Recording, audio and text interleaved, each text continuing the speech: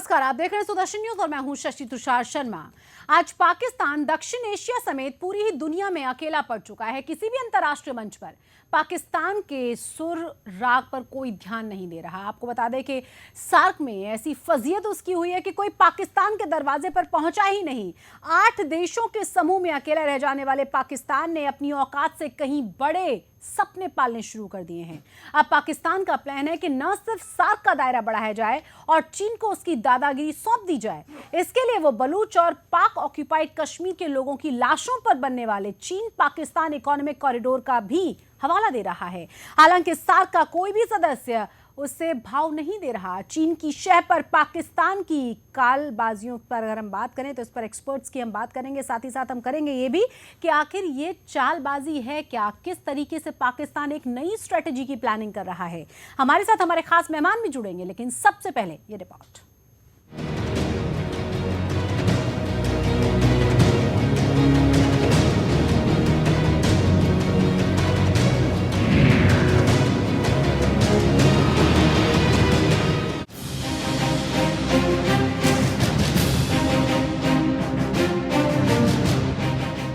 भारत के हाथों दुनिया में अलग थलग पड़ा पाकिस्तान अब भारत के प्रभाव को काउंटर करने की फिराक में है। पाकिस्तान साउथ एशियन रीजन में भारत के वर्चस्व वाले 8 देशों के south Asian association for regional corporation यानी सार्क के मुकाबले साउथ एशियन इकोनॉमिक अलायंस को खड़ा करना चाहता है।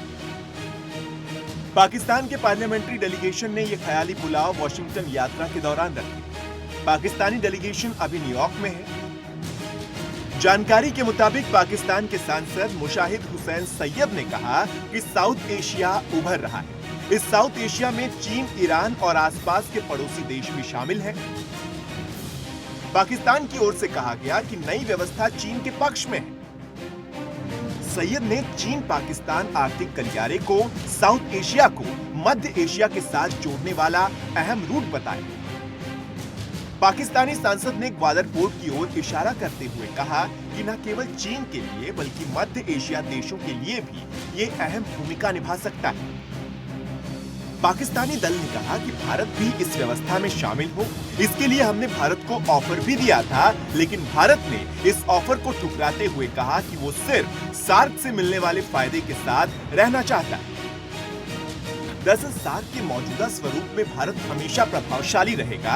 ऐसे में पाकिस्तान एक नई व्यवस्था को लेकर तेजी से विचार कर रहा है। पाकिस्तान के एक दूसरे राजनयिक का कहना है कि पाकिस्तान को इस नई व्यवस्था से उम्मीद है कि जब भारत हम पर कोई फैसला थोपेगा तो हमें उसे काउंटर करने में आसानी होगी। डिप्लोमैटिक ऑब्जर्वर्स ने वॉशिंगटन में कहा कि प्रस्तावित व्यवस्था चीन के पक्ष में है। चीन भी साउथ एशिया रीजन में भारत के बढ़ते प्रभाव से परेशान और चिंतित है।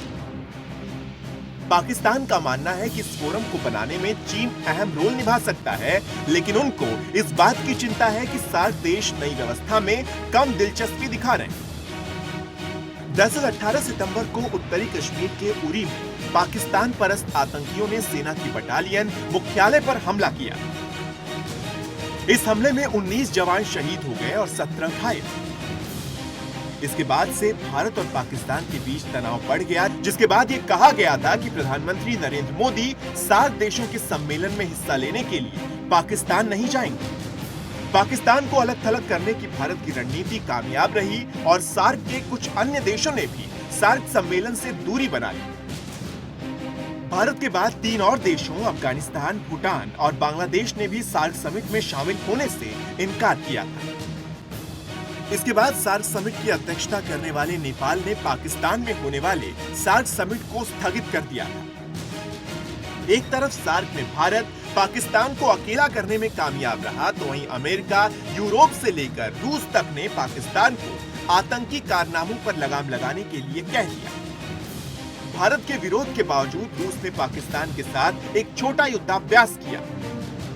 मॉस्को में मौजूद भारतीय राजदूत पंकज सरन ने रूस से साफ कहा कि आतंकवादी देश से उनका संयुक्त अभ्यास भारत रूस संबंधों में दिक्कतें पैदा कर सकता है।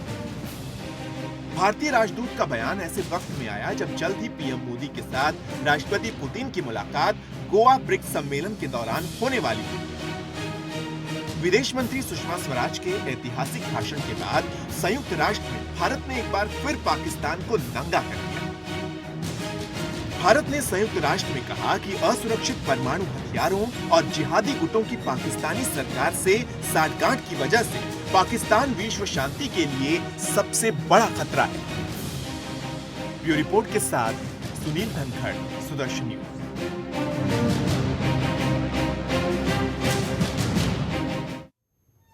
तो साथ में पिछड़ने के बाद पाकिस्तान का ये नया पैंतरा है, और क्या पाकिस्तान इसमें कभी सफल हो सकता है, जो नामुमकिन साफ साफ पहले से ही नजर आने लगा है। इसी पर आज हम चर्चा करने जा रहे हैं। हमारे साथ हमारे खास मेहमान भी जुड़ेंगे। सवाल ये भी कि पाकिस्तान आखिर चाहता क्या है और पाकिस्तान की इसके पीछे स्ट्रेटेजी क्या है, जानने की कोशिश करेंगे इस डिस्कशन के दौरान। हमारे साथ हमारे डिफेंस एक्सपर्ट एसपी सिन्हा जुड़ गए हैं, उनसे हम बात करेंगे। बहुत स्वागत है एसपी सिन्हा जी आपका। सवाल अब ये कि जिस तरह के अलायंस की बात कर रहा है पाकिस्तान, कितना ख्याली पुलाव है? देखिए, जो एग्जिस्टिंग सार्क का स्ट्रक्चर है जी, 8 देशों का जो समूह है जी, उसमें तो उसकी हैसियत डे बाय डे नीचे होती गिर जा रही है। हाँ। तो जो बिल्डिंग खड़ा है, जो बिल्डिंग पुराना है, उसमें तो उसकी अहमियत खत्म हो चुकी है। वो एक नया बिल्डिंग खड़ा करना चाहता है। देखिए, पाकिस्तान और चाइना दोनों स्ट्रैटेजी ये बना रहे हैं कि हिंदुस्तान को किसी तरह से कमज़ोर करो ताकि विकास के मार्ग पे वो ना बढ़ पाए।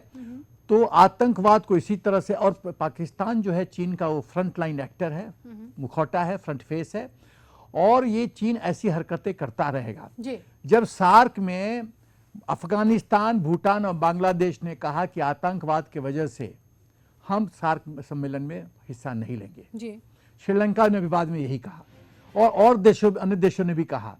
कितनी बेइज्जती हुई है पाकिस्तान की, और पाकिस्तान किस तरह से आइसोलेट हुआ है उसका ये उदाहरण है कि आपके देश में समिट होने वाला है और एक एक करके सभी देश पलट गए, हम नहीं आते। जी।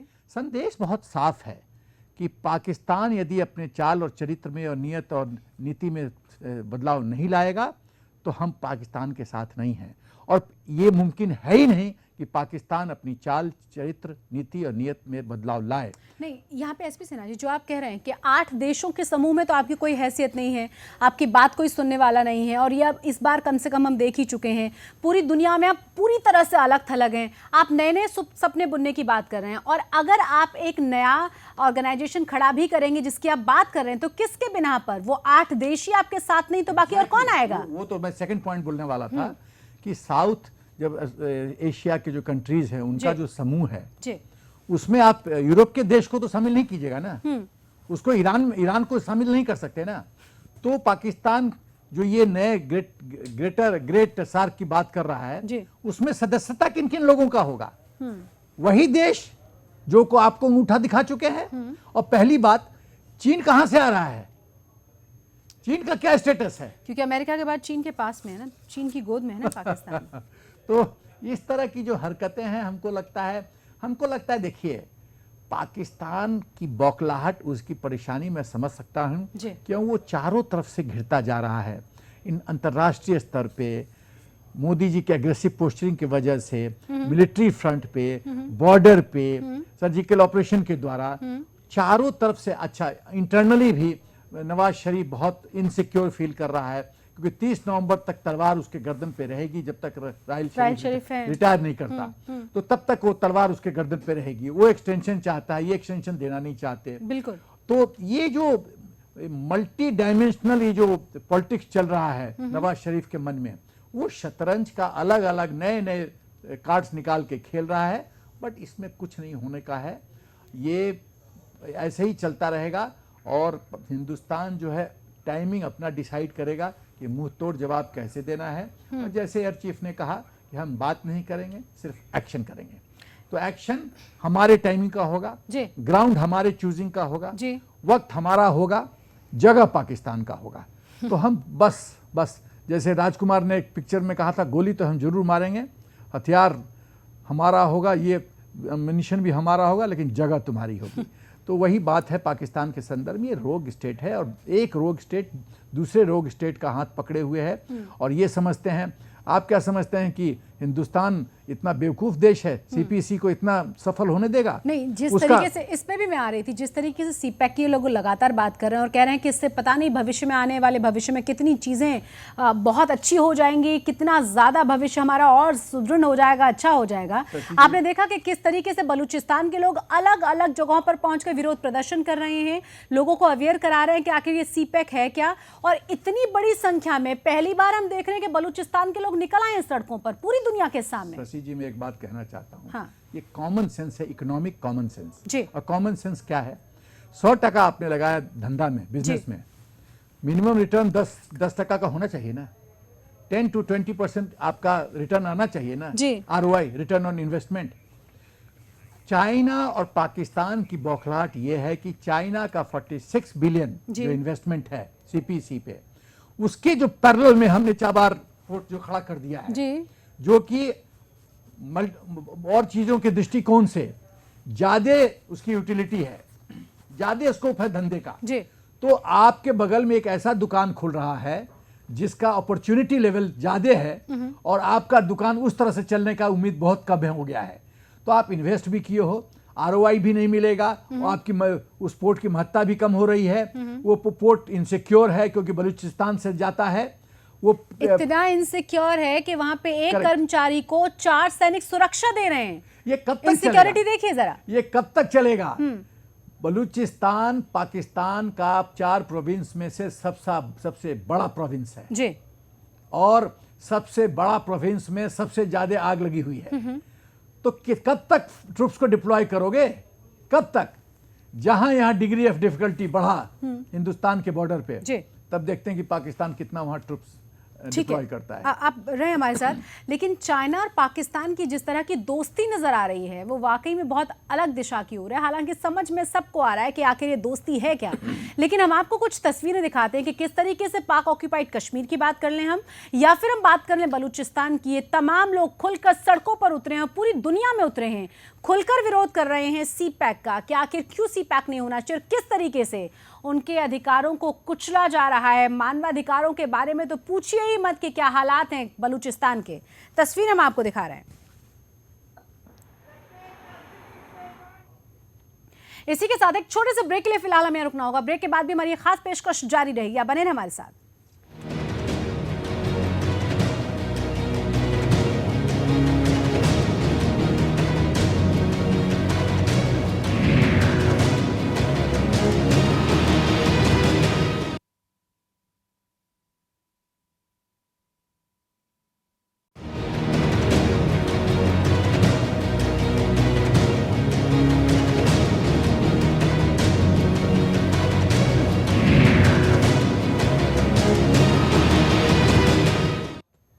ब्रेक के बाद एक बार फिर से आप सभी का स्वागत है। आज हम बात कर रहे हैं कि किस तरह की स्ट्रेटेजी पाकिस्तान अब अपनाने जा रहा है भारत से बदला लेने के लिए या फिर भारत को घेरने के लिए, क्योंकि जिस तरह से कूटनीति नरेंद्र मोदी ने प्रधानमंत्री बनने के बाद अपनाई है, पूरी दुनिया में पाकिस्तान बुरी तरह से अलग थलग पड़ गया है और उसी का कोई, हम कह सकते हैं कि उसी की कोई शायद जवाब तलाशने की कोशिश में पाकिस्तान लगा हुआ है, उसी की कोई काट निकालने में पाकिस्तान फिलहाल जुटा हुआ है। सवाल अब ये है SP सिन्हा जी, अगर हम देखें पूरी घटनाओं को, UN में जिस तरीके से बलूचिस्तान के मुद्दे को सुषमा स्वराज ने रखा और अभी हाल ही की हम बात करें तो UN में भारत ने एक बार फिर से साफ किया है कि पाकिस्तान पूरी तरह से फेल्योर तो है ही, साथ ही साथ वो एटम बम और आतंकवादियों का एक ऐसा घालमेल है जो सिर्फ भारत के लिए नहीं पूरी दुनिया के लिए घातक है। देखिए, बलूचिस्तान को लोग कहते हैं पाकिस्तान का सॉफ्ट बेली जी, और सॉफ्ट बेली का मतलब है कि पाकिस्तान का न्यूक्लियर आर्सेनल बहुत ही मात्रा में बलूचिस्तान में जो स्टोरेज हाउसेज हैं, वेयर हाउसेज हैं, जो स्टोरेज डिवाइसेज हैं, वहाँ पे उनको स्टोर करके रखा हुआ है। खुदा न खास्ता गलत हाथ में ये चला गया एटम बम, चाहे वो पाकिस्तान के अंदर हो, चाहे मेन लैंड में हो, चाहे वो बलूचिस्तान में हो, और ऐसे ऐसे लश्कर तौबा ऐसे ऐसे ऑर्गेनाइजेशंस के पास चला गया, तो आप समझ सकते हैं कि पूरे पाकिस्तान और पूरे विश्व के लिए कितने खतरा का विषय बन जाता है। तो ये खतरा है एक इर्रेस्पॉन्सिबल स्टेट जिसका कोई माई बाप नहीं है, जिसके सब बॉसेस हैं, चाहे वो पाकिस्तान प्राइम मिनिस्टर तो बॉस है ही नहीं, आर्मी, ISI, आतंकवादी यही हैं बॉसेस। लेकिन कभी कभी पाकिस्तान आर्मी, ISI और आतंकवादियों में भी मुठभेड़ हो जाता है। एक एग्जाम्पल मैं देना चाहता हूँ, परवेज मुशर्रफ का। जी। ये परवेज मुशर्रफ पे जैश ए मोहम्मद का चीफ इन्वॉल्व था। 3 बार अटेम्प्ट किया था उनके लाइफ पे, और जनरल कियानी उस समय कोर कमांडर थे। उन्होंने जब इंक्वायरी, कोर्ट ऑफ इंक्वायरी की, तो ये इररेफुटेबल एविडेंस इमर्ज किया कि इसमें जैश ए मोहम्मद चीफ का हाथ है। उसको बैन किया गया। उसके बावजूद वो पाकिस्तान में सरवाइव करता है, अभी मनमानी कर रहा है। जो पाकिस्तान आर्मी और ISI अपने भूतपूर्व चीफ ऑफ आर्मी स्टाफ और जो हेड ऑफ स्टेट रहा है परवेज मुशर्रफ, उसके लाइफ पे जिस ऑर्गेनाइजेशन ने अटेम्प्ट किया उस पर कोई कार्रवाई नहीं कर रहा है, तो इस देश का क्या भविष्य होगा वो आप देख लीजिए। The writing is on the wall. तो ये देश जो है, ये पहले ये 2 बैसाखी पे दौड़ता रहता था, पाकिस्तान, अमेरिका और चीन। अब सिर्फ एक ही रह गई है। अब कोलिशन सपोर्ट फंड के तहत इसको हेवी फंडिंग मिलती थी, जी। जिसका आर्मी, पाकिस्तान के आर्मी जनरल्स दुरुपयोग करते थे बुरी तरह से, अपने अय्याशी के लिए, अपना बिजनेस। आपको जान के ताज्जुब होगा कि शशि जी कि पाकिस्तान के जनरल्स सोल्जरिंग कम करते हैं, धंधा करते हैं, बिजनेस करते हैं, कमर्शियली हर एक एक्टिविटी में इन्वॉल्व हैं। समझ सकते हैं हम। तो जो आदमी इस तरह का अय्याशी और बहुत ऐशो आराम की जिंदगी लीड करता है और हर एक चीज में उसका आर्थिक दृष्टिकोण है, वो सोल्जरिंग क्या करेगा? नहीं करेगा, कोई सोल्जरिंग करेगा।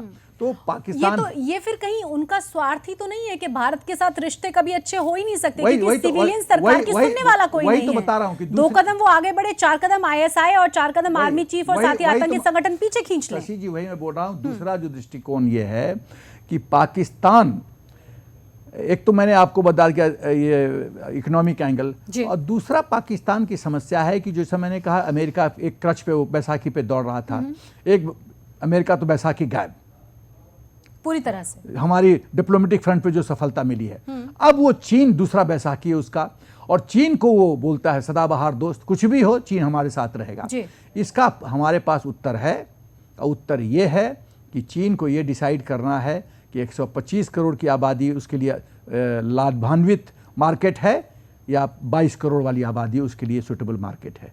ये चीन को डिसाइड करना है। और चीन की जो आर्थिक स्थिति है आज की तारीख में, वो धीरे धीरे कमज़ोर होती जा रही है, लेबर कॉस्ट बढ़ते जा रहे हैं, उसका जो ग्रोथ है उसमें हमने उसको बीट कर दिया है। तो ये सब जो इकोनॉमिक डिफ़िकल्टीज चीन फेस कर रहा है, हम यदि इस दिवाली में एक राष्ट्रीयता उदाहरण देते हुए चीन का कोई सामान नहीं खरीदें, तो कितने करीब 1000 करोड़ का चीन को लॉस होगा, नुकसान हो जाएगा। तो जब हम इस तरह की प्रतिक्रिया देखेंगे, और ये सब इतना मीठा छड़ी है जी, जिसकी दर्द भी चीन महसूस करेगा, और मैसेज भी चला जाएगा, और देश, जैसे मैं एक नारंगी का उदाहरण देना चाहता हूँ। अमेरिकन नारंगी बहुत मीठे थे, जापान के नारंगी खट्टे थे। तो अमेरिका ने आर्म ट्विस्टिंग किया जापान के रूलर्स को, प्रशासन को, और कहा कि आप मेरे नारंगी लो। तो जापान ना नहीं कह पाया, लेकिन जब मार्केट में ऑफलोड हुआ नारंगी, तो राष्ट्रीयता का एक ब्रिलियंट उदाहरण देते हुए जापानीज लोग ने एक भी अमेरिकन नारंगी नहीं खरीदा। और उसके बाद अमेरिका ने कभी नारंगी बेचने की बात नहीं की। तो इस तरह से जो कड़ा संदेश जाता है, जो राष्ट्रीयता का एक बहुत ब्रिलियंट एग्जाम्पल है, उदाहरण है, तो ये संदेश हमको इस दिवाली में चाइना को देने की जरूरत है। क्योंकि घूम फिर के देखिए, किसी भी चीज के लिए पैसा चाहिए शशि जी, पैसा। और अंतर्राष्ट्रीय स्तर पे, चाहे वो केनेडी का मर्डर हो, चाहे कुछ भी हो, चाहे लिंडन बी जॉनसन पलट गए हों, सब पैसे का खेल है। अंतर्राष्ट्रीय स्तर पे कोई किसी का नहीं है, सब अपना निजी हित देखते हैं। मेरा क्या, बिल्कुल मेरा क्या, समझ सकते हैं हम। हमारे साथ हमारे संवाददाता नमित त्यागी भी जुड़ गए हैं, हम नमित से भी बात करेंगे। नमित, सवाल ये, जिस तरीके से हम कह भी रहे हैं कि ये सिर्फ और सिर्फ ध्यान बटाने की कोशिश है, या फिर एक और चाल चलने की कोशिश है जिसका दूर दूर तक कोई रियलिटी से मतलब नहीं है। जब आप सार्क में ही नहीं खुद को संभाल पा रहे हैं, सार्क में ही आपको कोई सुनने वाला नहीं है, समझने वाला नहीं है, आप पर विश्वास करने वाला नहीं है, तो ग्रेट सार्क का निर्माण करके आप कर क्या लेंगे? बिल्कुल शशि, जिस तरीके से सार्क के अंदर पाकिस्तान की जो इस वक्त स्थिति है वो बेहद ही नाजुक बनी हुई है, लेकिन लगातार जिस तरह से पाकिस्तान जो है लगातार भारत पर अटैक कर रहा है, उसके बाद खुद को एक अंतर्राष्ट्रीय स्तर पर एक साफ छवि का जो साबित करने की कोशिश कर रहा है। लेकिन अब खुलकर अगर हम चीन की बात करें तो चीन का जो विरोध है वो भारत के अंदर भारतवासियों ने भी शुरू कर दिया है। जिस तरह से अगर हम दीपावली की बात करें तो हाल ही में दीपावली आने वाली, और ऐसे में चाइनीज मार्केट का जिस तरह से लोग बहिष्कार कर रहे हैं, उसे साफ तौर पर लग रहा है कि चीन का जो समर्थन है जो पाकिस्तान को मिल रहा है उसमें भारत के जो लोग हैं साफ तौर पर उनको भी दिखाई दे रहा है। और भारतीय लोग इस बार चीनी सामानों का जो है वो बाइकआउट करने की कोशिश भी लगातार उनकी जारी है। लेकिन अगर हम भारत पाकिस्तान को रिश्तों की अगर हम बात करें शशि, तो जिस तरह से चीन जो है साफ तौर पर खुला समर्थन उनका साफ तौर पर पाकिस्तान की तरफ देखा जा रहा है, तो ऐसे में भारत को भी ये समझना चाहिए कि पाकिस्तान चीन से जितने भी चीजें आती हैं उनका ज्यादातर बाइकआउट किया जाना चाहिए। लेकिन हाल ही में जो घटनाएं भारत और पाकिस्तान के बीच में हुई है, चाहे हम उरी अटैक की बात कर ली जाए, सर्जिकल अटैक की बात कर ली जाए, और जो अभी हाल ही में जो ऑपरेशन है वो आज ही समाप्त हुआ है उसकी बात। बिल्कुल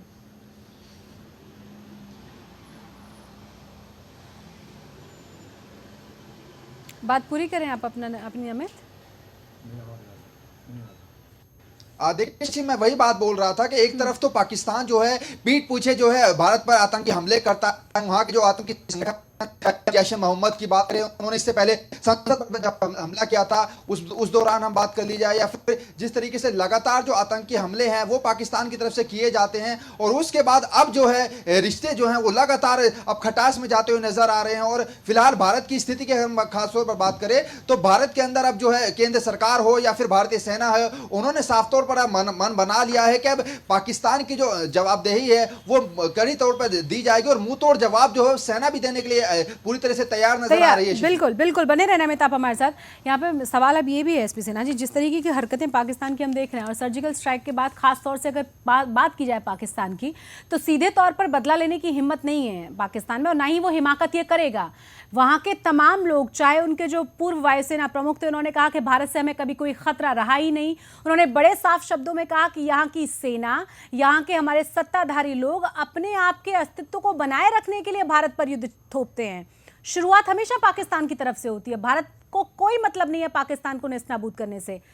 तो क्या हमारी सेना पे जिस तरीके से हम लगातार हमले देख रहे हैं, छुप छुप कर आतंकी ग्रुपों को भेजना, या फिर जिस तरह की प्लानिंग्स अभी हम सुन रहे हैं कि संसद पे अटैक हो सकता है या फिर कुछ और जगहों पर अटैक करने की प्लानिंग हो रही है, यही है पाकिस्तान की प्लानिंग? देखिए, आपने 3-4 प्रश्न उठाया है जी। पहला चीज़ कि पाकिस्तान के स्ट्रेटजी में ओवर द ईयर्स बदलाव आया है जी। पहले वो सोचा था कि काफिर क्या लड़ेगा, हम उसको मिलिट्री फील्ड में हरा देंगे, तो 47, 65, 71 तीनों में बुरी मुंह की खाई जी। उसने फिर स्ट्रेटजी चेंज किया कि बॉर्डर क्रॉस करो, आतंकवाद करो। फिर अब बॉर्डर पे भी जब हमने अटेंशन देना शुरू किया और धीरे धीरे डिग्री ऑफ डिफिकल्टी बढ़ाना शुरू किया पाकिस्तान के लिए, तो उसने तीसरी स्ट्रेटजी शिफ्ट की कि रेडिकलाइज करो कश्मीर को। तो अभी जो स्ट्रेटजी है पाकिस्तान को, मिक्स स्ट्रेटजी है। क्रॉस बॉर्डर टेररिज्म करो, टेररिज्म को एक्सपोर्ट करो हिंदुस्तान में, और कश्मीर को रेडिकलाइज करो। ये मिक्सचर वो पेश कर रहा है। लेकिन मैं ये कहना चाहता हूं, पाकिस्तान की आर्मी एक कायर आर्मी है, एक इनकॉम्पिटेंट आर्मी है, जो सोल्जरिंग कम और अयाशी में ज्यादा विश्वास रखता है, जो एक बनिया व्यवसायी है, बनिया का व्यवहार करता है, सोल्जरिंग नहीं कर सकता। यदि आपको चिल्ड बियर पीने की आदत है, आपको गर्म पानी में दूंगा, आप नहीं पीजिएगा शशि जी। बिल्कुल। पाकिस्तान आर्मी की यही समस्या है।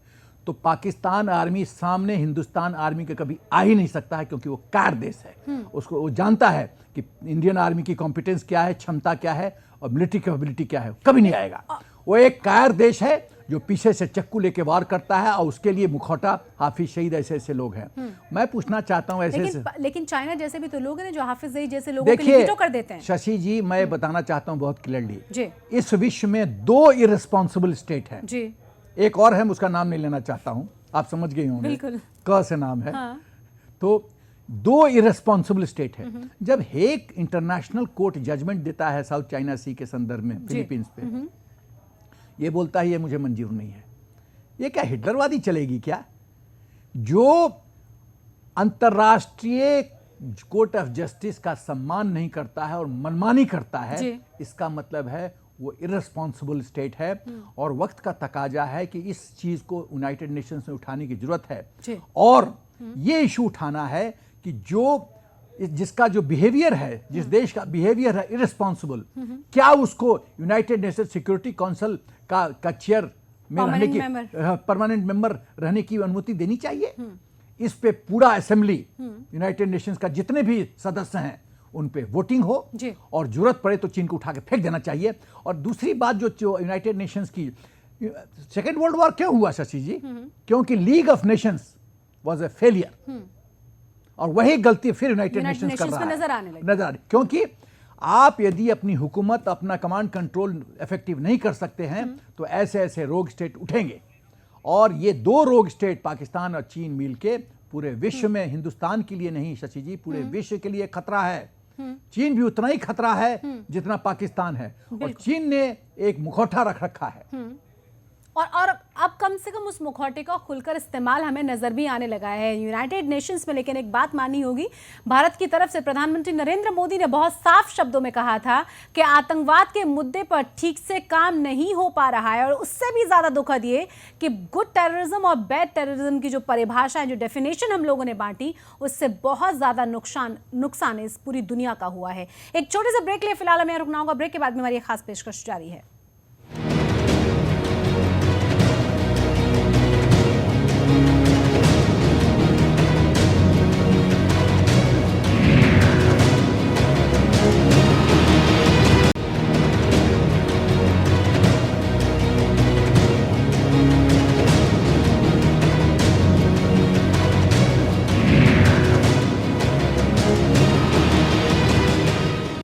के बाद एक बार फिर से आप सभी का स्वागत है। आज हम बात करें पाकिस्तान की नौटंकी के बारे में, जिसमें ग्रेट सार्क बनाने की बात पाकिस्तान की तरफ से कही गई है। लेकिन आपको यह भी बता दें कि यूनाइटेड नेशंस के सामने भारत और पाकिस्तान ने अपना अपना पक्ष रखा है, जिसमें एक बार फिर से भारत ने बता दिया है कि आतंकवाद कितना घातक है पूरी ही दुनिया के लिए और उसका पनाहगार कोई और नहीं है, उसका पनाहगार सिर्फ और सिर्फ पाकिस्तान है। लेकिन पाकिस्तान और चाइना का जो गठजोड़ पूरी दुनिया को नजर आ रहा है, वो कितना ज्यादा परेशान करने वाला है, खासतौर से बलूचिस्तान और पाक ऑक्यूपाइड कश्मीर के लोगों को। यह भी पूरी दुनिया देख रही है, क्योंकि पूरी दुनिया में अलग अलग जगहों पर यूनाइटेड नेशंस से लेकर के अलग अलग देशों में लोग इकट्ठा हो रहे हैं, विरोध प्रदर्शन कर रहे हैं, उनके मानवाधिकारों का जो हनन हो रहा है उसका भी, और साथ ही सीपैक का भी, जिसका बहुत गुणगान चाइना लगातार लंबे समय से कर रहा है और उसका वो ड्रीम प्रोजेक्ट है।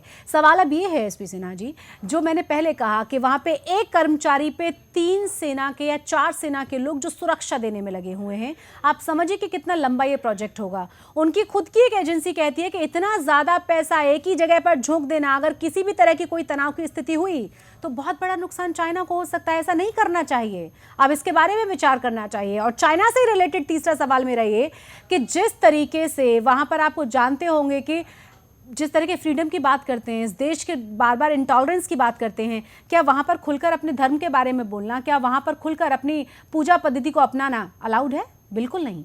देखिए, दोनों प्रश्नों का मैं उत्तर दूंगा। चीन की व्यवस्था ये है जी कि चीन को जो अरबियन सी है उसमें एक्सेस नहीं था। तो इस तरफ का जो ट्रेड रूट है, जो सिल्क रूट है जी, उसमें उसको सागर का एक्सेस नहीं था। सागर के लिए एक्सेस के लिए उसको पाकिस्तान का मदद लेना जरूरी था। तो पाकिस्तान उसकी व्यवस्था है। उसके बाद अरबियन सी तक पहुंचने के लिए, पोर्ट बॉर्डर पहुंचने तक के लिए उसको बलूचिस्तान की तरफ से रोड कंस्ट्रक्शन करना था, कॉरिडोर बनाना था। तो उसके लिए भी उसको पाकिस्तान की सपोर्ट चाहिए। पाकिस्तान के पास ऐसा फकीर देश है, इसको पैसा नहीं है, तो वो पैसे का जो चीन का पूरा स्टाइल है, चाहे वो श्रीलंका हो, चाहे बाकी देश हो, चाहे नेपाल हो, वो पैसा फेंकता है और सोचता है कि तमाशा देखो, फिर उसकी लॉयल्टी उस देश का खरीद लेंगे। तो चीन की ये स्ट्रेटजी रही है। तो चीन पाकिस्तान उसकी व्यवस्था है। इस व्यवस्था को और मुश्किल करना ये हमारी जिम्मेदारी है, यदि हम आर्थिक दृष्टिकोण से चीन को हिट करें। पहली बात तो ये है।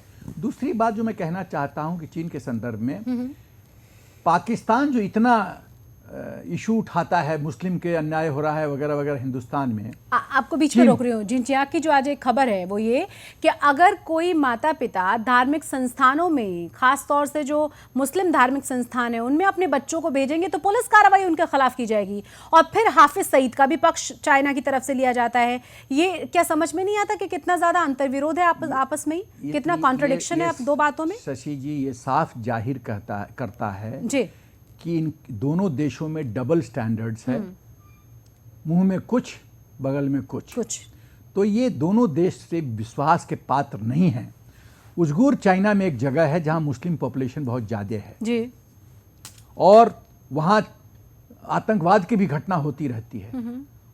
और चीन सरकार ने वहां हुक्म पास किया है कि कोई ईद सेलिब्रेशन नहीं होगा, कोई नमाज नहीं होगा, इस तरह के हुक्म पास किए हैं। जब इस तरह से हुक्म पास हुआ है तो हाफिज सईद ऐसे लोग क्यों नहीं चीन के खिलाफ आवाज उठाते?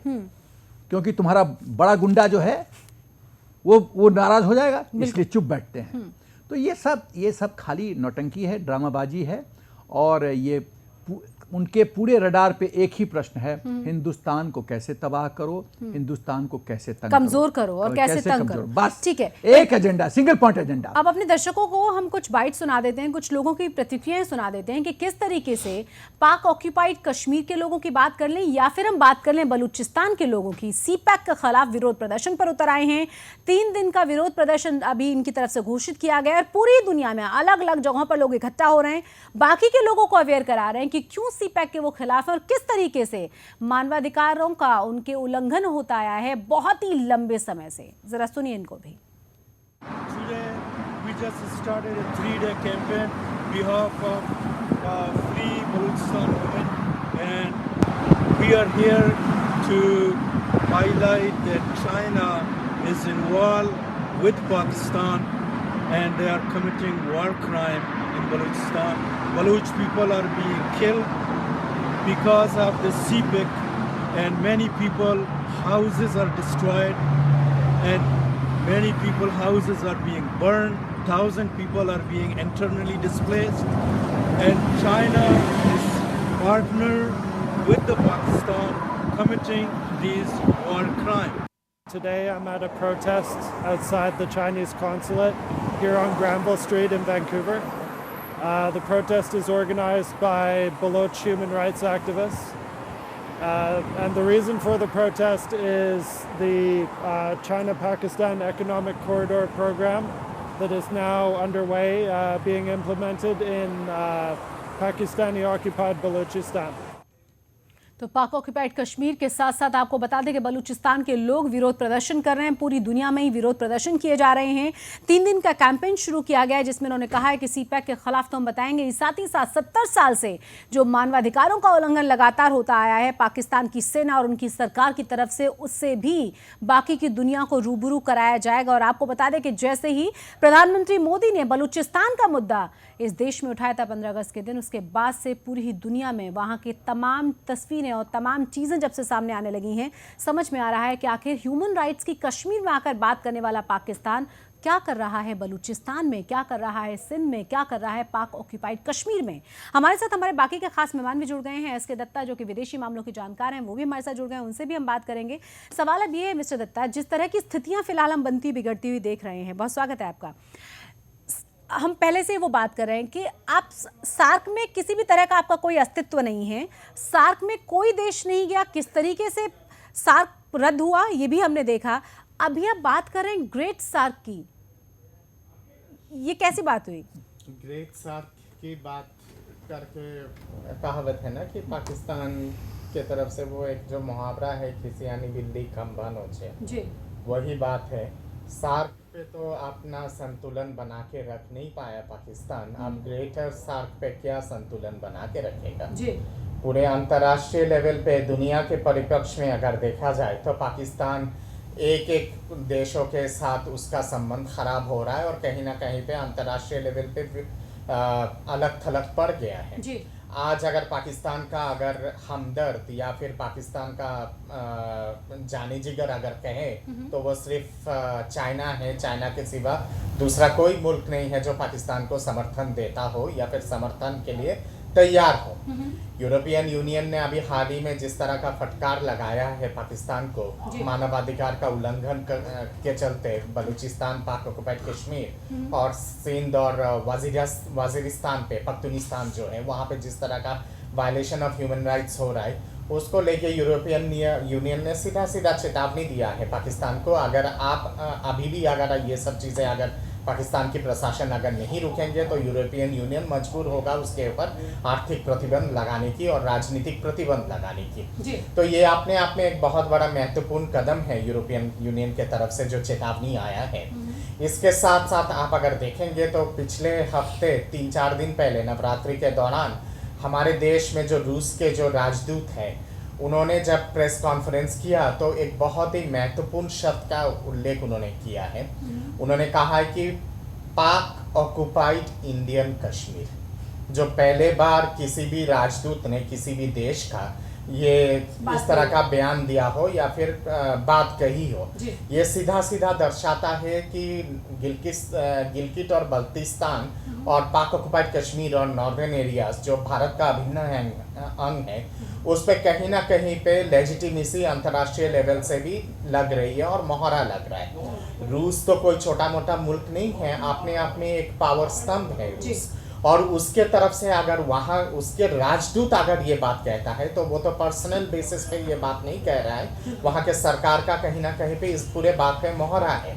इसके साथ साथ आप अगर देखेंगे अमेरिका ने भी जिस तरह से फटकार लगाया है पाकिस्तान को, और जिस हिसाब से अमेरिका के अंदर एक पॉलिटिकल डिबेट चल रहा है कि पाकिस्तान को आतंकवादी देश के हिसाब से घोषित कर दिया जाए, तो वो तमाम चीजें हैं जिस हिसाब से पाकिस्तान अलग थलग पड़ रहा है। आसियान के परिपक्ष में अगर मैं बात कर लूं, अभी जो शिखर वार्ता हुआ है जिसपे नरेंद्र मोदी जी गए थे आसियान पे, और उसके बाद बिम्टेक्स की बैठक पे जब शामिल हुए, वहां पे आतंकवाद का मुद्दा छाया रहा और रेजोल्यूशन बाकायदा आतंकवाद के विरोध और आतंकवाद के जो जननी हैं या फिर आतंकवाद को जो मदद पहुंचाते हैं ऐसे देशों के विरोध रेजोल्यूशन पास हुआ है। सिंगापुर के प्रधानमंत्री हमारे देश में आए कुछ दिन पहले, उन्होंने सीधा सीधा भारत का जो एक रुख है आतंकवाद को लेके उस पर पूरा समर्थन दिया है। साउथ कोरिया ने तो इतना तक कह दिया है कि भारत का अधिकार है पलटवार करना और सर्जिकल स्ट्राइक को जस्टिफाई कर दिया, और ये भी कहा है हाँ रूस ने भी किया, और साउथ कोरिया के प्रधानमंत्री ने तो इतना तक कह दिया है कि भारत से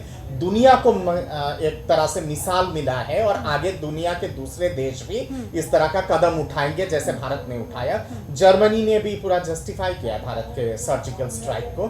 तो इस पूरे अंतर्राष्ट्रीय लेवल पे जिस तरह का घटनाक्रम लगातार तैयार हो रहा है उरी के बाद, और उसके बाद जिस हिसाब से भारत के बातों को लेजिटिमेसी मिला है पूरे दुनिया भर में, और पाकिस्तान तो संयुक्त राष्ट्र पे भी अलग थलग पड़ गया था संयुक्त राष्ट्र के शिखर सम्मेलन में, तो उसके बाद पाकिस्तान के लिए अब और कुछ बचता नहीं है। उसके देश के अंदर विरोध हो रहा है, बलूचिस्तान में, बल्टिस्तान में, गिलगिट पे, पाक ऑक्युपाइड कश्मीर पे, फिर आपके सिंध पे, वजीरिस्तान पे, पख्तूनिस्तान पे, अंदर में भी इतना प्रॉब्लम पाकिस्तान का, बाहर में भी इतना प्रॉब्लम। और अभी हाल ही में जो पता चला जिसके चलते डॉन के जो जर्नलिस्ट को जो एक तरह से नजरबंद कर दिया गया पाकिस्तान के अंदर, इससे भी ये खुलासा हुआ है कि पाकिस्तान के राजनीतिक प्रशासन और मिलिट्री प्रशासन के बीच में जिस तरह का संघर्ष चल रहा है, और नवाज शरीफ के तमाम जितने सारे नुमाइंदे हैं, और नवाज शरीफ ने खुद भी जो कहा है मिलिट्री प्रशासन को कि पाकिस्तान का छवि बुरी तरह से प्रभावित हो रहा है अंतर्राष्ट्रीय लेवल पे, और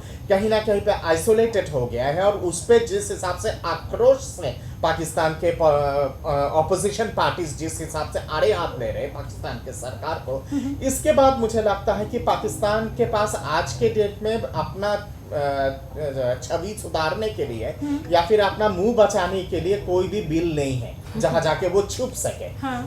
चूहे तो चूहे के बिल में छुप जाते हैं, पर पाकिस्तान इतना ज्यादा नंगा हो चुका है अंतर्राष्ट्रीय लेवल पे, आज उसके पास कोई भी बिल नहीं है जहां जाके वो छुप सकता है जी। और जिस हिसाब से राजनीतिक और सामाजिक डिसइंटीग्रेशन पाकिस्तान का हो रहा है और पाकिस्तान के अलग अलग प्रांतों का, मैं समझता हूं कि कल के डेट में खुदा ना खास्ता या फिर भगवान ने अगर चाहा, राम जी ने अगर चाहा, तो पश्चिमी देश अगर फाइनेंशियल एड अगर रोक देते हैं पाकिस्तान के जो मदद पहुंचाते हैं फाइनेंशियल जी। एड, वो अगर रुक जाता है तो मुझे लगता है कि 10 दिन के अंदर पाकिस्तान पूरी तरह से पूरा क्रैश हो टुकड़ा जाएगा। टुकड़ा हो जाएगा और अलग थलग हो जाएगा और बिखर जाएगा। अब देखना है कि आगे किस तरह का घटनाक्रम सामने आता है और किस हिसाब से होता है। ठीक पर हाँ, ये जरूर है कि हाँ, पाकिस्तान आज के डेट में बहुत मुश्किल दौर से गुजर रहा है। बिल्कुल एसपी सिन्हा। शशि जी, अंतर्राष्ट्रीय स्तर पे चारों तरफ से हिंदुस्तान तो पाकिस्तान को घेर ही रहा है। जी।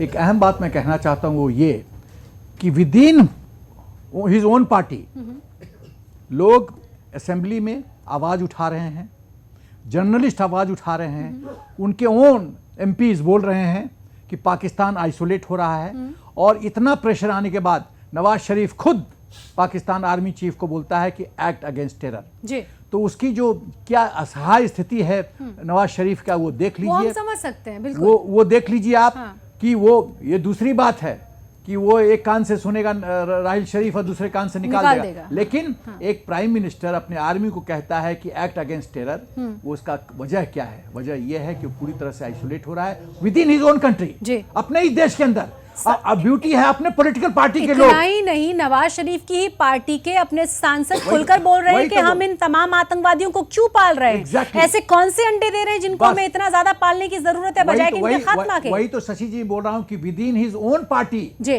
लोग आवाज उठा रहे हैं। जो बिलावल भुट्टो बोलता था हम कश्मीर लेके रहेंगे, अब वो शांति की बात कर रहा है। तो ये जो परिवर्तन आ रहा है और ये जो चर्निंग और जो डायनेमिक्स पाकिस्तान के अंदर हो रहा जी। है, वो भी संकेत है कि all is not well with Pakistan, और पाकिस्तान एक बहुत खतरनाक डेस्टिनेशन की तरफ बढ़ता जा रहा है। और यदि आर्थिक दृष्टि से पूरा विश्व यूनाइट हो जाए तो चीन भी सदाबहार कब तक रहेगा दोस्त उसका, वो देखने का टाइम विल प्रूव। यहाँ पे मिस्टर दत्ता सवाल ये भी है, हम ग्रेटर सार्क की बात कर रहे हैं, पाकिस्तान की स्ट्रेटेजी की बात कर रहे हैं, खास तौर से जिस तरीके से नरेंद्र मोदी जब से प्रधानमंत्री बने हैं, हालांकि ये कूटनीति के जो सक्सेसफुल रिजल्ट्स हैं वो पहले नज़र नहीं आ रहे थे, जो आप दिखने लगे हैं। अभी जो कूटनीतिक इफेक्ट्स हमें नज़र आ रहे हैं भारत की तरफ से उठाए गए जो कदमों के रहे हैं, क्या इससे पाकिस्तान परेशान होकर, क्या इससे पाकिस्तान बौखलाकर इस तरह की बातें कह रहा है कि कुछ नहीं तो कुछ ही सही? बेशक सही। और पाकिस्तान की बौखलाहट जो है वो पहले बार नहीं है, काफी दिनों से ही इस तरह का बौखलाहट है। और कारगिल के करारी हार के बाद पाकिस्तान के आर्मी को जिस तरह से करारी हार मिला था, उसके बाद से इस तरह का रवैया पाकिस्तान हमेशा उठाता आया है। अब ग्रेटर सार्क का कॉन्सेप्ट के पीछे मकसद क्या है पाकिस्तान का? पाकिस्तान का मकसद ये है कि अभी हाल ही में ये भी चीन के जितने सारे थिंक टैंक है विदेश नीति के, वो लोग लगातार कह रहे कि चीन जो है वो क्लोज है साउथ एशिया के परिपक्ष में। अभी पाकिस्तान के जो राजदूत गए थे आपके अमेरिका में और संयुक्त राष्ट्र में, वहां पे भी उन लोगों ने कहा कि China is a part of the wider south Asia. और चीन के तरफ से भी कहीं ना कहीं पे हाँ में हाँ सुर दिखाई दे रहा है और मिला रहा है चीन। पाकिस्तान का मकसद ये है कि सार्क में तो भारत लीडरशिप दिखा दिया है और सारे कंट्री लामबंद हो गए भारत के सोच के तरफ, और सबने समर्थन दे दिया भारत को आतंकवाद के मुद्दे पे। अब पाकिस्तान बिल्कुल अलग थलग पड़ चुका है रीजनल साउथ एशिया पे, रीजनल एंटिटी के हिसाब से दक्षिण एशिया के परिपक्ष में। वो सोच रहा है कि ये वाइडर सार्क के बारे में बात करके वो चीन को भी अंदर लेके आ जाएगा। कुछ और जो उसके जो मित्र देश है उन सबको एज ए ऑब्जर्वर या फिर एडवाइजर के हिसाब से लेके आएगा, तो उसको कम से कम कुछ फायदा हो सकता है। पर मेरा मानना है कि वाइडर सार्क अगर हो भी कल के डेट में, तो उस पे फिर ऐसे देशों को शामिल करना चाहिए जैसे आपका थाईलैंड हो गया, म्यांमार हो गया, ईरान हो गया, फिर इंडोनेशिया हो गया, मलेशिया होगा, इस बात जिन सब का पाकिस्तान के साथ मधुर संबंध नहीं है। हमारे साथ वेद प्रताप वैदिक भी जुड़ गए हैं, सीनियर जर्नलिस्ट हैं। बहुत स्वागत है आपका वेद प्रताप वैदिक जी।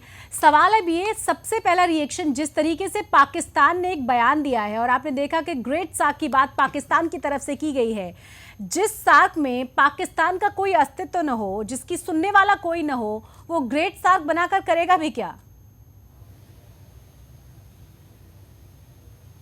जी, पाकिस्तान को सुनने वाला आप कह रही हैं कोई नहीं है, पाकिस्तान ही सबसे बड़ा अड़ंगा है। पाकिस्तान इतना अड़ंगा डालता है जी कि उसकी वजह से सार्क चल नहीं पाता है जी। अब वो उससे भी बड़े अड़ंगे को लाना चाहता है। वो चाहता है कि महाअड़ंगा आ जाए, चीन आ जाए और सार्क की अंत्येष्टि हो जाए। और ये इसलिए भी कहा पाकिस्तान ने कि गोवा में अभी जो ब्रिक्स की मीटिंग होने वाली है जी वो विफल हो जाए। चीन को कोई लेने वाला तो है नहीं सार्क में, जी एक भी देश इस बात से सहमत नहीं होगा पाकिस्तान की, लेकिन चीन की खुशामद हो जाएगी और उसके बदले पाकिस्तान ये अपेक्षा करेगा कि चीन कहीं भारत को नीचा दिखाने की कोई कोशिश करे। जी लेकिन चीनी लोग इतने मूर्ख नहीं हैं। चीनी लोग अपने राष्ट्रहित के संपादन में बहुत ही चतुर हैं। जी वो पाकिस्तान की मदद करना चाहते हैं, करेंगे, लेकिन मैं नहीं समझता हूँ कि चीनी लोग भारत का विरोध करेंगे। वो जो एनएसजी में उन्होंने विरोध किया था, अब वो विरोध भी लगभग खत्म है। वो उसको वापस ले रहे हैं। भारत के साथ वो अपना व्यापार बढ़ाना चाहते हैं। भारत के साथ उनका जो व्यापार है लगभग एक तरफा है। जी बहुत ज्यादा फायदा चीन को है। जी। अगर भारत चीन व्यापार बंद हो जाए जी तो भारत का कम, चीन का ज्यादा पूरा नुकसान होगा। होगा। जी और इस समय चीन को भारत की जरूरत इसलिए भी है कि वो एशिया में एक नया रास्ता बनाना चाहता है, एशिया में व्यापार आदि फैलाना चाहता है और उसको अमेरिका से मुकाबला करना है। जी अमेरिका से वो अकेले मुकाबला नहीं कर सकता है, उसको रूस और भारत को भी जोड़ के रखना पड़ेगा। हालांकि उसके खातिर न तो रूस अमेरिका से अपने संबंध खराब करेगा और न भारत संबंध खराब करेगा और न ही पाकिस्तान के कारण चीन भारत से संबंध खराब करने वाला है। लेकिन इसलिए भारत को जो कूटनीति करना है वो बहुत सोच समझ के, बहुत धैर्यपूर्वक करना है। लेकिन इसमें सवाल ये भी मेरा वेद प्रताप वैदिक जी, जिस तरीके से स्थितियां फिलहाल बनती और बिगड़ती हुई हमें नजर आ रही हैं, खास तौर से चाइना की हमने बात की, आपने कहा कि एनएसजी में जो विरोध किया था वो ऑलमोस्ट वापस लेने की दिशा में है। एनएसजी के विरोध के बाद आपने देखा हाफिज सईद के बारे में किस तरह के ख्यालात हैं चाइना के, वो किस दिशा में है? हाँ, वो जो मसूद अजहर के मसूद मामले अजहर में जी, उन्होंने यूनाइटेड नेशंस में जो अड़ंगा लगाया हाँ, है, जो वीटो किया है, जी हाँ, जी। वो मुझे विश्वास है कि उसमें भी कुछ न कुछ वो ढील देंगे, क्योंकि बार बार वो बड़ी नरमी से अपने आप को डिफेंड करते हैं। बार बार कहते हैं कि वो हम कंसेंसस के जरिए, सर्वसम्मति के जरिए कोई फैसला कर सकते हैं और वो कहते हैं कि हम ही नहीं हैं, और देश भी हैं जो मसूद अजहर को आतंकी घोषित करने के लिए तैयार नहीं हैं। लेकिन भारत को दबाव बना के रखना चाहिए। जी अमेरिका का भी समर्थन हमको मिलेगा, रूस का भी मिलेगा, दुनिया के सभी देशों को मिलेगा। जी इसलिए हमारे ख्याल से यानी इन मुद्दों को लेके चीन से भारत अपने संबंध खराब करे, ये आवश्यक नहीं है। हम अपना दबाव बना के रखें, हम चीन के दबाव में न आए और हम ये देखें कि वो पाकिस्तान के इशारे पर कोई गलत नीति न बनाए। जी, आप बने रहे हमारे साथ हमारे सभी खास मेहमान बने हुए हैं। फिलहाल एक छोटे से ब्रेक के लिए हमें यहाँ रुकना होगा, बने रहे हमारे साथ।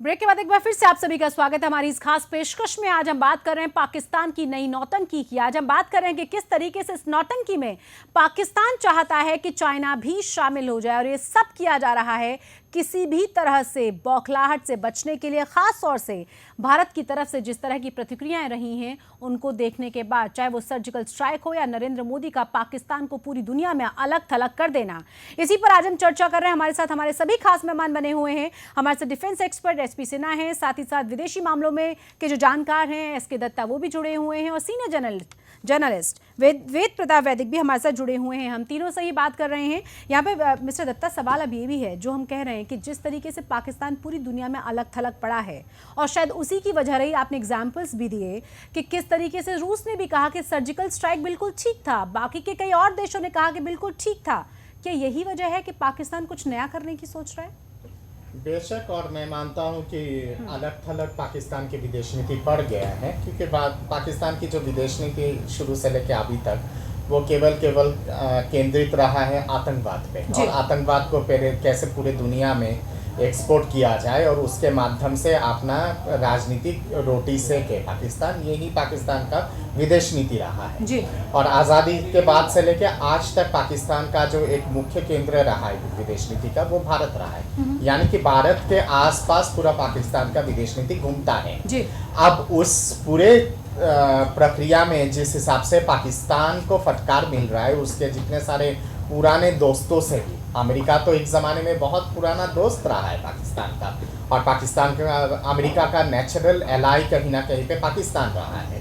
पर अमेरिका के विदेश नीति में भी जिस हिसाब से एक यू टर्न आया है पाकिस्तान के परिपक्ष में जी। और उसके साथ साथ पाकिस्तान के जो आइडियोलॉजिकली क्लोज जितने सारे मुल्क हैं, चाहे वो सऊदी अरेबिया हो, चाहे वो कतार हो, यूनाइटेड अरब एमिरेट्स हो, उन लोगों ने उरी के बाद जिस तरह के डायरेक्टली इनडायरेक्टली पाकिस्तान के प्रशासन को फटकार लगाया है और यहाँ तक कह दिया है कि भारत का सहयोग करना चाहिए निष्पक्ष जांच में, और जो लोग जिम्मेदार है इस घिनौने हमले में उनको मतलब कि सजा मिलनी चाहिए। तो ये सारी चीजें शायद पाकिस्तान के लिए अपेक्षित नहीं था और उसी के चलते पाकिस्तान आज के डेट में पूरा बौखला गया है और पाकिस्तान के राजनीतिक प्रशासन को या फिर पाकिस्तान के मिलिट्री प्रशासन को समझ में नहीं आ रहा है कि आप कौन सा रणनीति अपनाएं। इसीलिए उनके तरफ से अलग अलग तरह के बयानबाजी हो रहा है, हर दिन अलग अलग हिसाब से बयान दे रहे हैं और कुछ नया करने की कोशिश कर रहा है। पर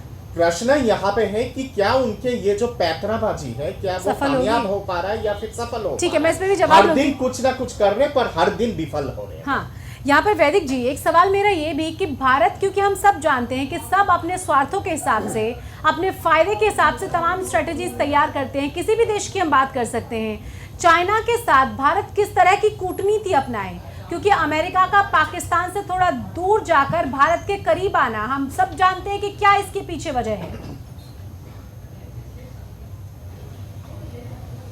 जी, इसमें आपने बहुत अच्छी बात कही कि हर देश अपने स्वार्थ, अपने हित की रक्षा करता है जी।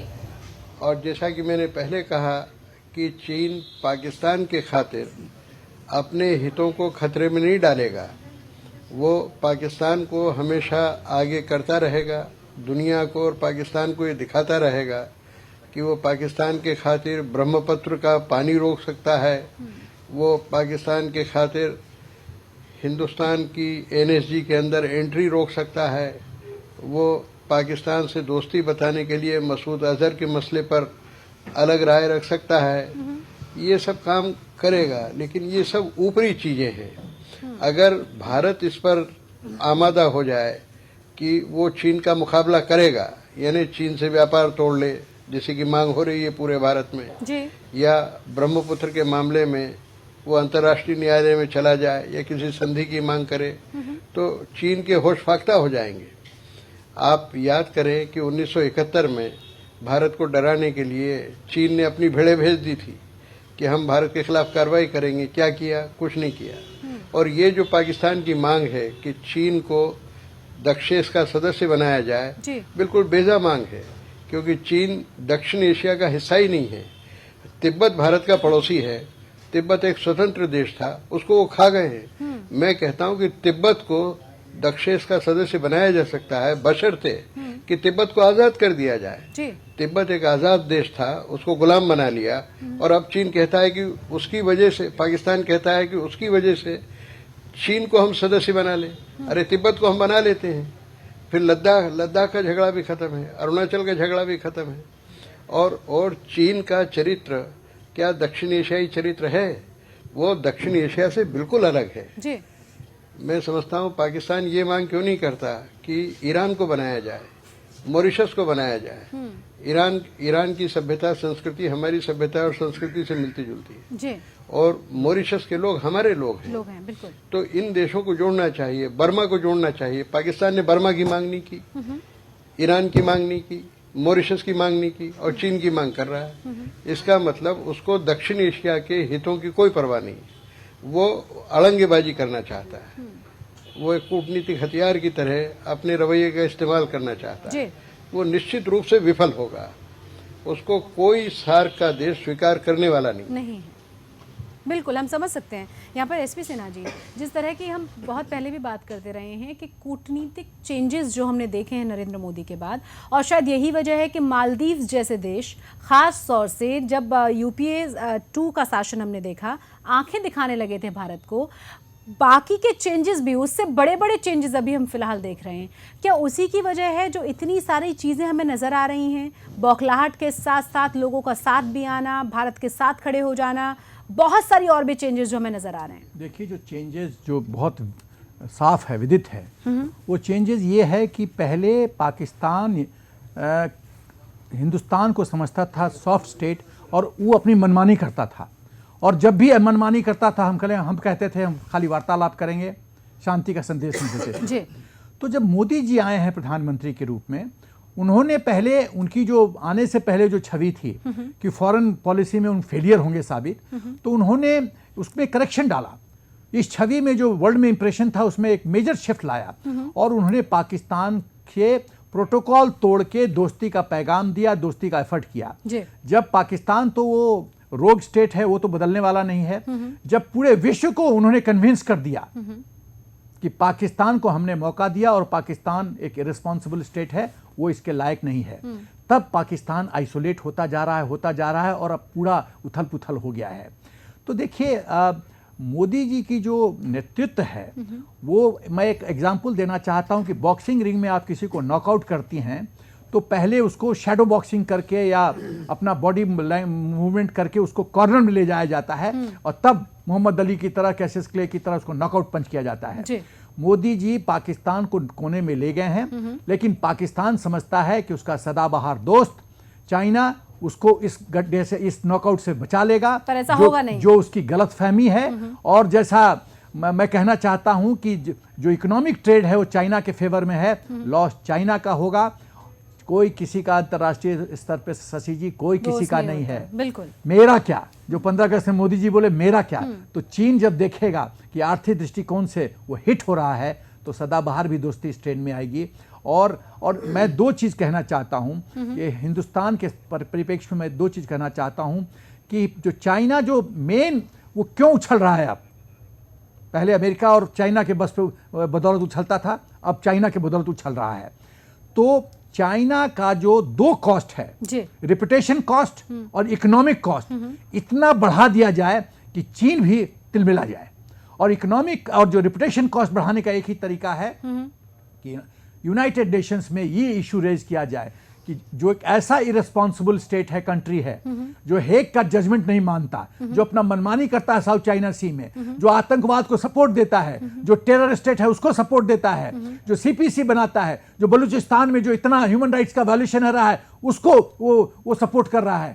क्या ऐसे देश को यूनाइटेड नेशंस के परमानेंट सिक्योरिटी काउंसिल में चेयर में बैठने की इजाजत होनी चाहिए?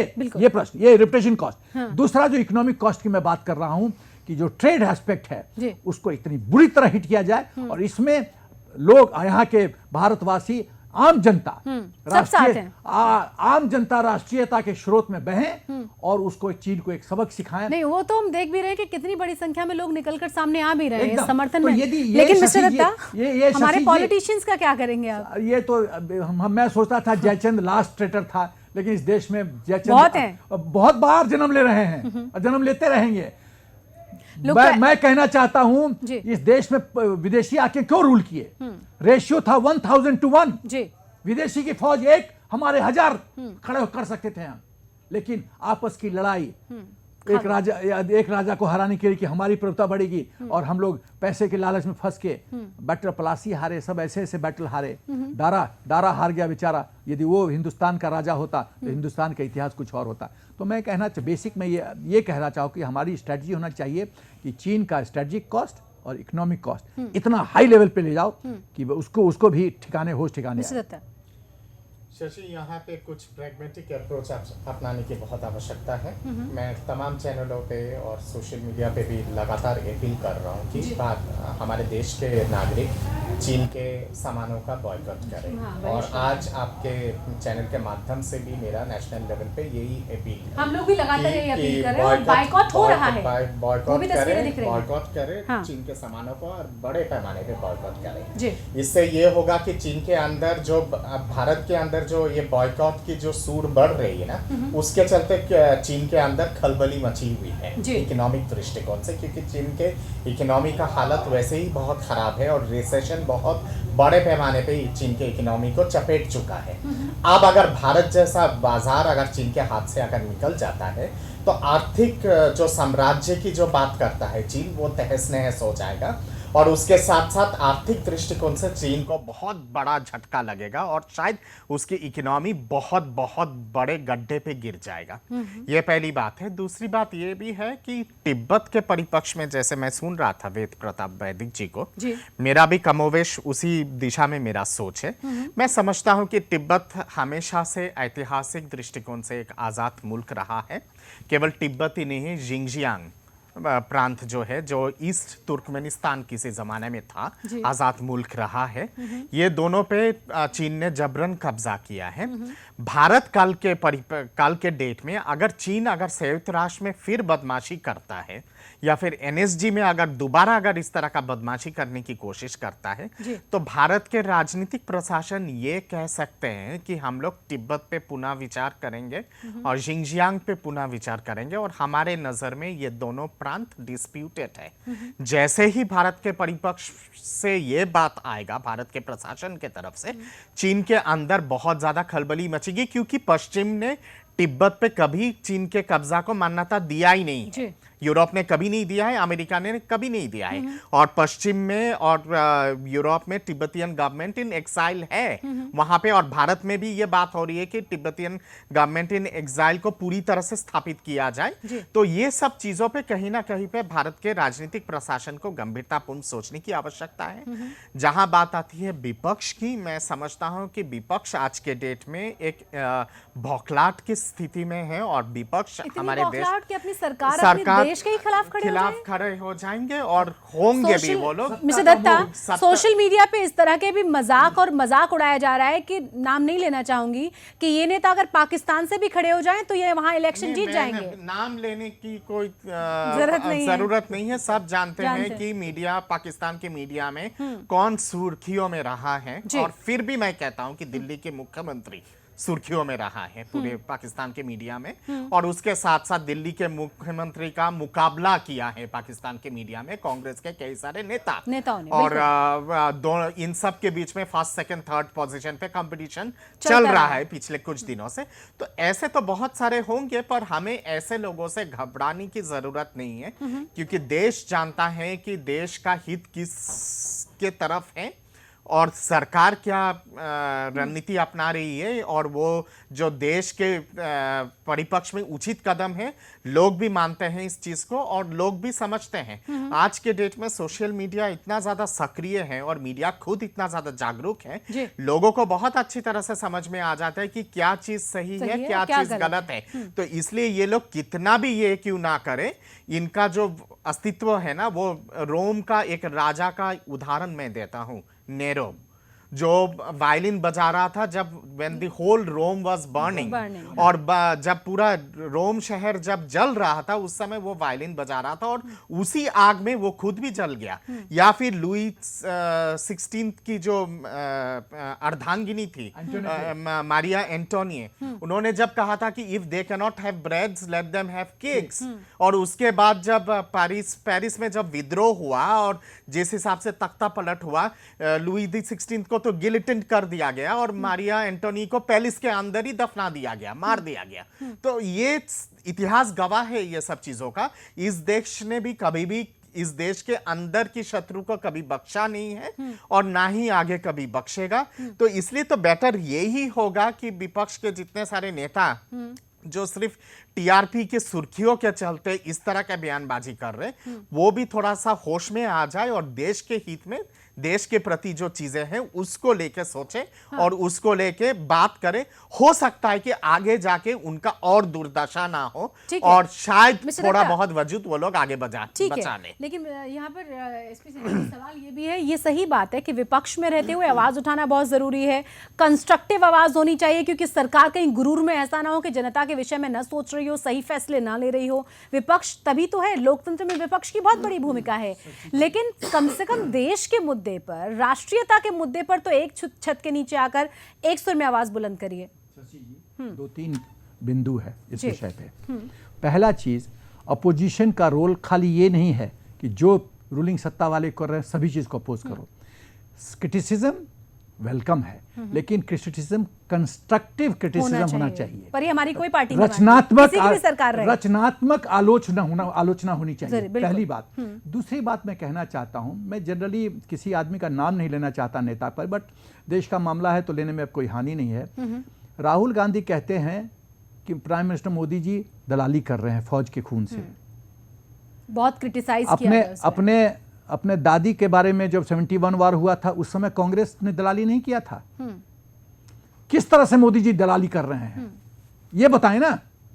जो प्रधानमंत्री ये कहता है कि चेस्ट थंपिंग मत करो, हमने जो हरकत करना था कर दिया, चेस्ट थंपिंग मत करो, जो इतना मर्यादा के दायरे में रहता है, इतना मैच्योर्ड स्टेटमेंट्स देते हैं वो। आप वाइस प्रेसिडेंट हो इतने पुराने पार्टी का, और आप मर्यादा की शैली नहीं जानते। इस तरह से लूज स्टेट, क्या हिंदुस्तान की राजनीति इस स्तर तक गिर जाएगी कि इतने बड़े पार्टी का वाइस प्रेसिडेंट इस तरह से इरेस्पॉन्सिबल स्टेटमेंट देगा?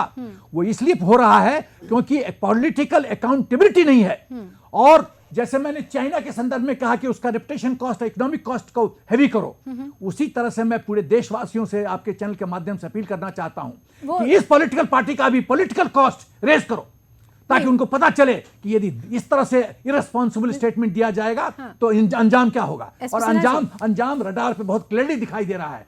एसपी सिन्हा जी, रिजल्ट्स लोकसभा के इलेक्शन के बाद भी राज्यों के विधानसभा इलेक्शंस हमने देखे ना, और रिजल्ट हम सबके सामने हैं, तो किसकी क्या नीतियां रही हैं और क्या उसका हम देख सकते हैं कि रिजल्ट रहा है, सब दिख ही रहा है। पर इसी बीच सवाल मेरा ये है, जिस ह्यूमन राइट्स की बात पाकिस्तान पूरी दुनिया के सामने यूनाइटेड नेशंस में करता है, बात करता है हमारे कश्मीर की, बुरहान वानी के लिए वो ब्लैक डे मनाता है, वो उसको वहाँ का योद्धा बताता है, युवा नेता बताता है, यूएन में जाकर, वही पाकिस्तान कभी देखता है कि बलूचिस्तान में पिछले 70 साल से वो क्या करता रहा है? 25,000 लोग बलूचिस्तान में गायब हैं। 2000 से लेकर 2014 तक 2 लाख से ज्यादा लोग मारे गए हैं।